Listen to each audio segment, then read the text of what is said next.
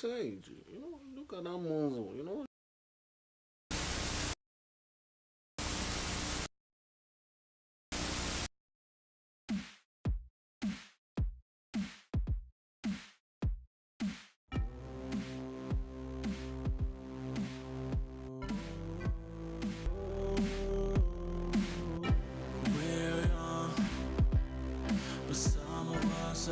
Welcome to the first episode with Uncle Addy, and today, you know what we'll be talking about? Basically, we'll be talking about me, my story, my life, Uncle Addy. To dive into topics straight away, but I need to tell you people who I am, what I've been through, and what led up to this moment of me actually deciding to do a YouTube channel. So obviously, like if you didn't watch the video, the first video, the promotional video, and if you didn't watch it, what's wrong with you? What's wrong with your problem? Why can't you watch the first video? What's wrong with your problem? Anyways. So, my name, obviously, is Adetunyori Olarimade Okupe, but everyone knows me, well, everyone should be knowing me as Uncle Ade, or just Ade. I was born March 16, 1997. I was born in Lagos City. After a few years, I moved back to Abuja when I was like 8-ish, 9-ish. You know, those years, back then, it was kind of a blur. But let me really fast forward to like when I started, like, let's say it was primary 5 or year 5, was it year 6? I was a bubbling kid, you know. A bit round still, but you know, I was a bubbling kid, you know. I was bubbling, you know, moving up and down, you know, shaking, you know, not now that, you know, that, well, I'm looking a bit, you know, tired, you know, that's what I'm saying, looking a bit salty, but I was a round child, you know, I looked like a burnt donut or a scotch egg, you know, but we thank God that, you know, we came this way, we thank God. So, obviously, I moved around a lot, so, like, I was held back. I don't even know when I was held back. I was held back, like, around primary 4 or 6, one of them. So I moved back to Lagos from Abuja when I was like 12ish, and I was 12ish, and it was okay, you know. I was happy, you know. It is what it is. When you're in primary school, you are happy. Then, like, let's fast forward to secondary school, when you start to realize your place in life. I first go into this place called Lekki British. It wasn't a bad place. I was in the most popular kid, you know. For some, like, we need to change. One thing I'm going to tackle on my YouTube channel is the issue that Nigerians, mainly Nigerians, because, like, you know, they take this sort of standard to fat people. Like, unless you're really, really rich as a fat guy, you can't be the popular person. You're seen as ugly. You're seen as this. You're seen as that. Not just fat guys, fat girls. It's not fair. It's not good to body shame anyone. You don't know what that person is going through. Some people eat just to take away the pain. Not that I had to take away the pain. My mom's cooking was just whatever. It was wonderful, so I just couldn't get enough. What do you mean? Who doesn't love food? You know, it's hard. It's hard for a fat kid. It's hard on these streets in Nigeria for a fat kid to, you know, to make a name for himself, or just to, you know. Anyways, so fast forward a bit when I went to, like, during college, you know, it was not easy. It was hell. Like, I won't lie, it was actually hell.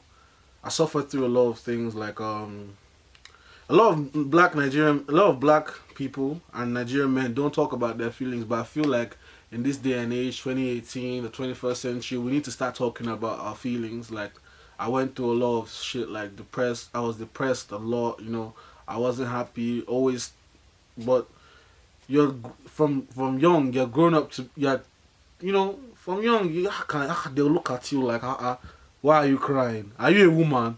My friend, toughen up, you know, be strong, be a man. Be a strong man, you know, you can't be showing emotions. Are you a woman? Because that's what they taught us. That's what they taught us when we were kids. Uncles, dads, elder brothers, friends, teachers.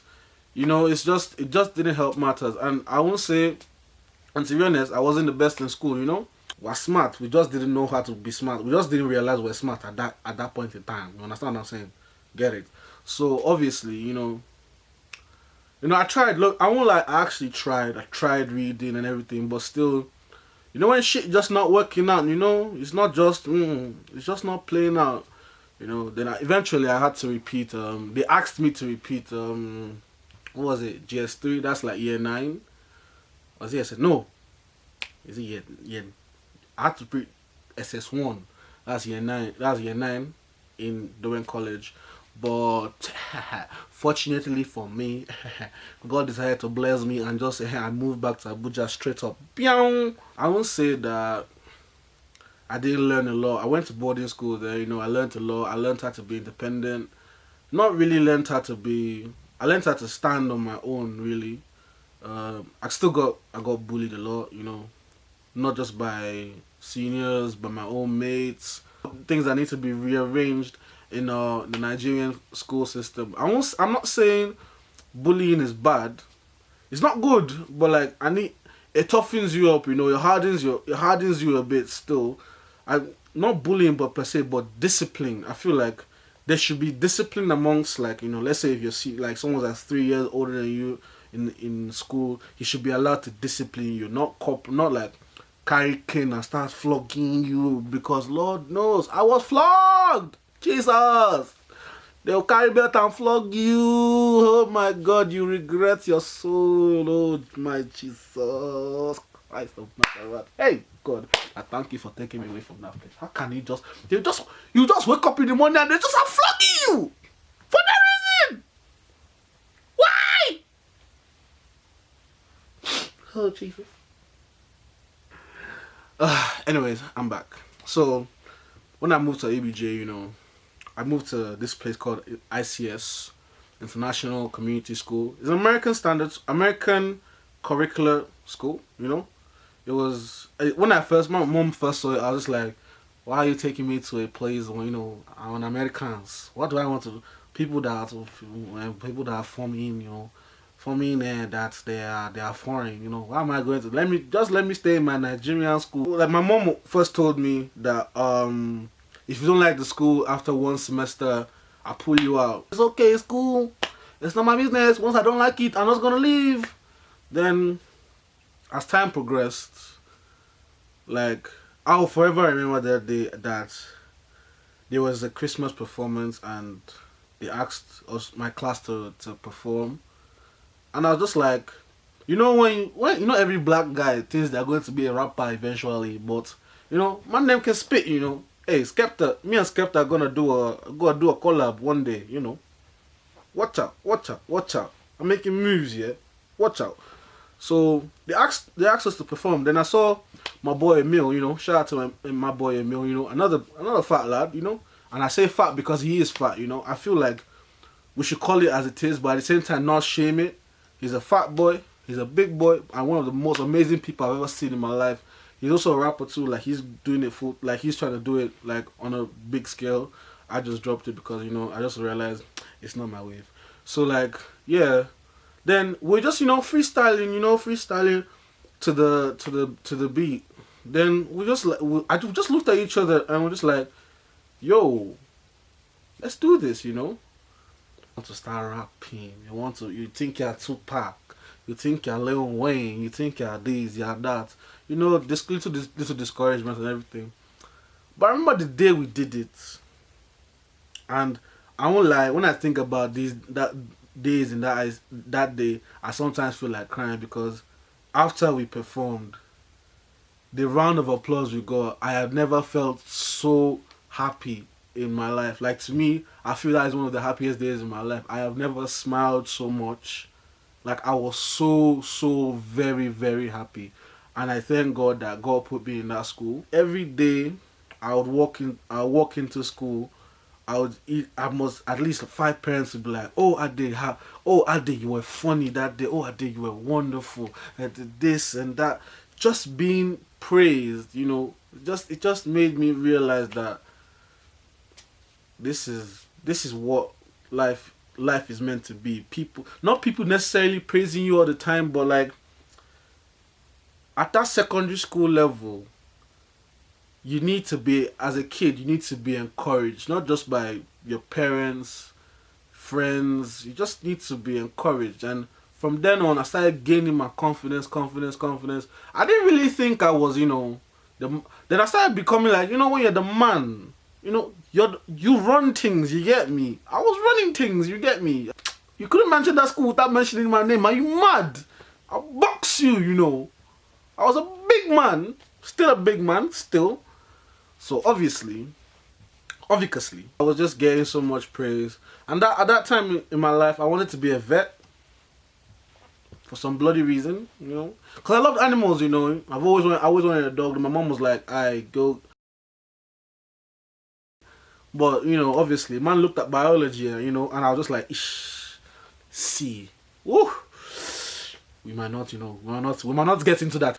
And I started to deep that, you know, science is not for me. I just left science, chemistry. Man was bossing physics in that. Shout out Miss Maria, you know, if you ever see this in your life. You know, shout out Miss Maria. We were bossing physics in that. You know, getting the A's in physics, you know. Me and Emil, you know, we get bossing the physics in that, but chemistry, graduating and that, you know. I hit a lot of bumps in the road, you know. Still struggling with depression and that, you know. Then I discovered a coping mechanism, you know. Laugh about it. Make a joke about it. Like that thing, but it's still, at the end of the day, it's not a solution, but it's, you know, you can cope with it. It's like, you know, just something just to keep you going.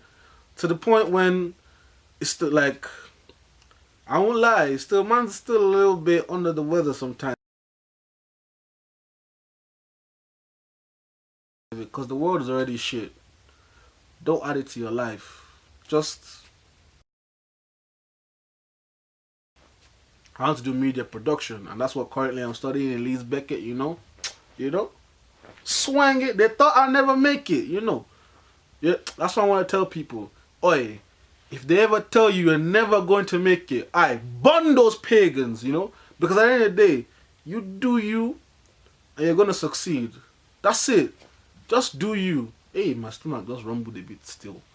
But what I'm just saying is just do you. Like, that's the reason why I wanted to do this YouTube. Because I want to become a presenter eventually. You know, I want to present the BET Awards, Oscars, MTV Awards. It seems a bit far-fetched, but to be honest,